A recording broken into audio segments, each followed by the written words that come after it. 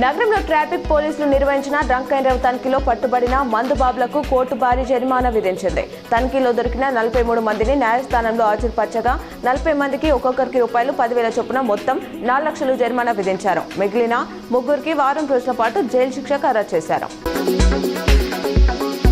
జిల్లాలో మైనర్లకు గుట్కా సిగరెట్ల విక్రయాన్ని అరికట్టేందుకు పోలీసు యంత్రాంగం నడుం బిగించింది. ప్రజాపాలన ప్రగతి ప్రణాళిక 99 రోజుల కార్యాచరణలో భాగంగా సిపి సాయి చైతన్య ఆదేశాలతో నగర వ్యాప్తంగా ప్రత్యేక తనిఖీలు చేపట్టారు. విద్యా సంస్థల పరిసరాల్లోని పాన్ షాపులపై దాడులు నిర్వహించి నిబంధనలు ఉల్లంఘించిన వారిపై కేసులు నమోదు చేశారు.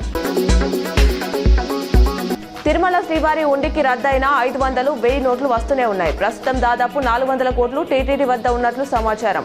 వీటి మార్పిడి కోసం టీటీడీ పలుమార్లు వినతి పత్రాలు ఇచ్చినా నోట్ల మార్పిడి కుదరదని కేంద్రం స్పష్టం చేసింది. ఇక రద్దు చేసిన 2000 నోట్లు కూడా భారీగానే వస్తున్నట్లు తెలుస్తోంది. రాష్ట్రంలో మహిళలకు సీఎం రేవంత్ శుభవార్త చెప్పారు. వారికి డిసెంబర్లో చిలకపచ్చ రంగు చీరలు పంపించేస్తామని ప్రకటించారు. ఆదిలాబాద్ సభలో మాట్లాడుతూ గతంలో ఇందిరమ్మ చీరలు ఇచ్చాం, పాలపిట్టలా మా అక్కలు కట్టుకొని వచ్చారు అన్నారు.